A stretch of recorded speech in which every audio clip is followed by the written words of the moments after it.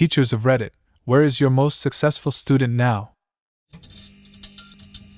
I've had doctors, lawyers, airline pilots, professors, and teachers come out of my classes, along with hundreds of other careers and fulfilling and successful life choices.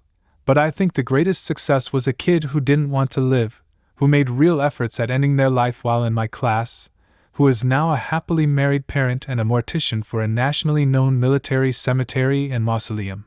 This kid made me as happy as could be when they told me about life since high school. Love their choice of profession. It's as if the person is still excited to die and is familiarizing with the graveyard for future. Maybe just has felt so close to death for so long that it's almost like an academic fascination now, rather than a true desire? Who knows?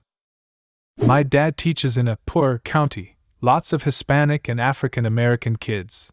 I think his most successful kid was this poor Hispanic girl. Mom worked at McDonald's, had no chances of getting into college because her mom could barely make ends meet. She cried to my dad about it, and although she was only an 8th grader, she knew her chances were slim. She was really smart and fluent in Spanish and English and overall just very well-rounded, so he told her to buck up and take challenging classes and use her intelligence to her advantage. She took it.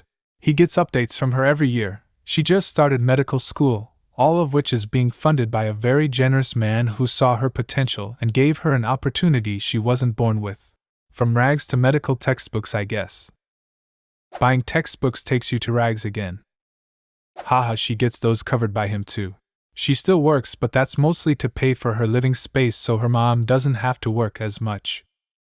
I'd rather be a med school grad with $200K in debt than a homeless guy with no debt. Iota used to teach sewing. In one of my beginner classes, this girl Khmean with no experience of sewing or crafting but picked it up extremely FSD.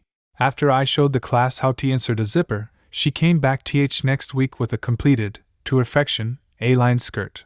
A skirt was supposed to be the final project, and that was still another 4 weeks off. For final she made this gorgeous silk charmeuse plaid skirt, with matching stripes, that was high-waisted and fully lined for her vow renewal. Impressive shit, man.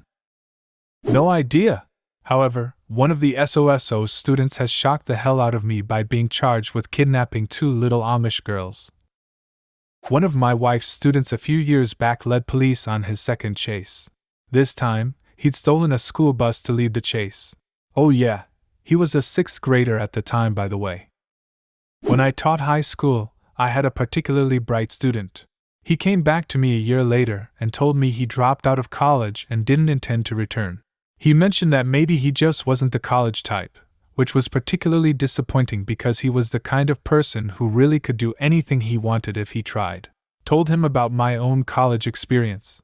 I flunked out freshman year, and it took me 6 years to get through undergrad. Then I requested that he think long and hard about if he's not the college type or if he's just maybe not ready yet. I then got him a job as a cargo handler at the airport. I put myself through college working there.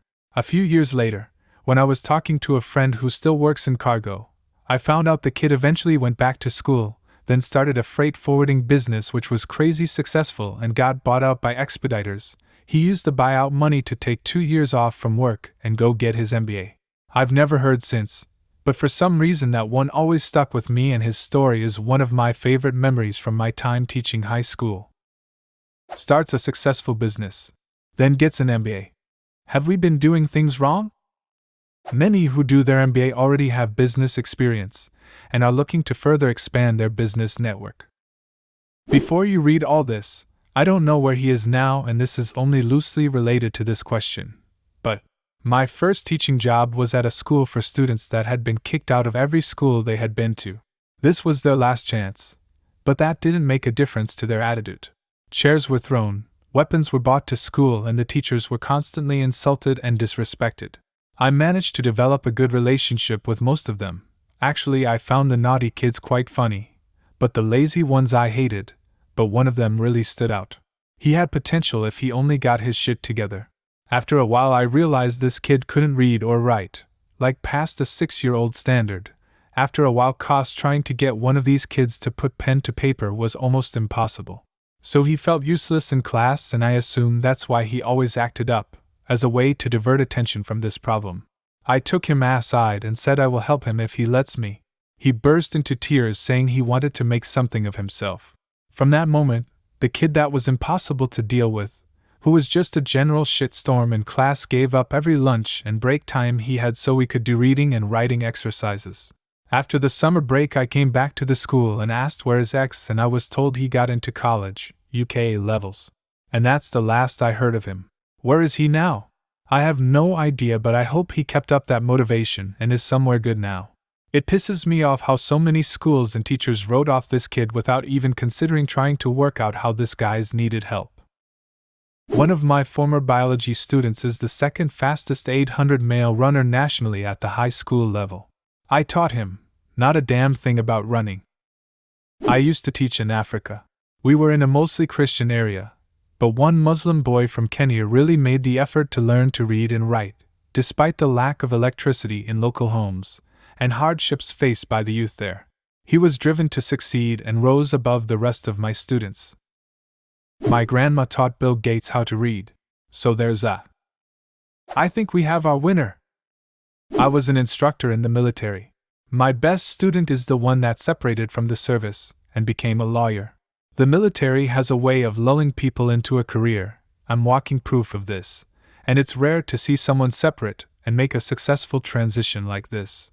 It might be due to the fact that we were enlisted. I'm sure that officers have an easier transition because of their education background, but it was great to see this enlisted guy go from being a regular NCO to a big shot lawyer on the East Coast.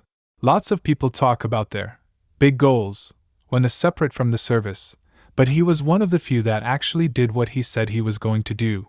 And for that, I think he's successful. I want to get out when my contract is up, but I'm so scared of failing as a civilian that it might keep me in.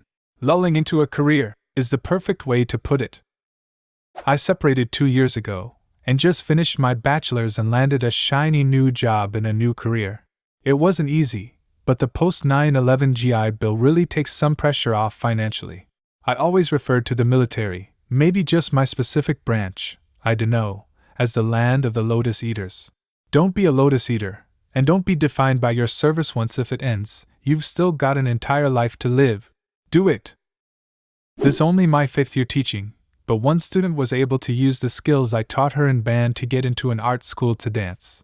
She really wants to be a dancer, but she plays flute much better. Bonus: her family drops my name for anyone wanting music lessons. One of my high school students whose college recommendations I wrote was admitted to the University of Pennsylvania. All she's done there so far is attend freshman orientation for this fall, but hey, I helped a kid get into the Ivy League. I'm 23, so this still seems cool to me. Holy crap, I'm 23 too and still feel like a high school student. You're 23 and teaching high school students. There's always the awkward moment when you get a student who's within the Romeo and Juliet law range, or such a thing doesn't matter. I started teaching high school when I was 22 and had a couple 18-year-old seniors in my class. One of my French teacher's old students became a Victoria's Secrets model, and then later married Flea from the Red Hot Chili Peppers. My father has a history PhD.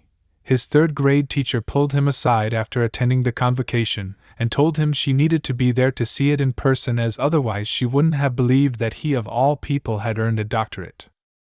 Wait, is that a compliment or an insult? Who would insult someone as they got their doctorate? But it doesn't seem like a compliment. Not me, but my dad was a middle school choir teacher for some 30-odd years. He always loved blasting the current pop music so you could hear it clear down the hall, especially the Backstreet Boys, and forcing students to sing along into a microphone so they could hear their own voices and get over the embarrassment of singing in front of each other. Well, one of these students is now the bass singer in a fairly successful a cappella group that tours mostly around the Midwest and East Coast, US. To top it off, the former student also openly credits my dad with his success, and says he never would have even tried or thought he had a good voice if my dad had not forced him to sing into that microphone in his school years. I'm not a teacher, but my parents were. My dad taught 5th grade his entire career. He always had great stories. There was this one kid who was just a flat-out turd.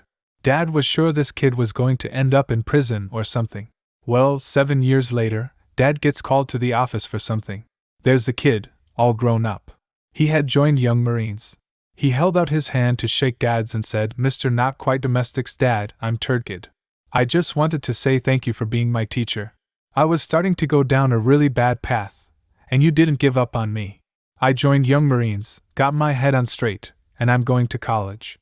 I just wanted to say thank you." My dad tears up every time he tells that story. Do you have a similar story? Leave a comment and subscribe to the channel if you want to see more videos like this one.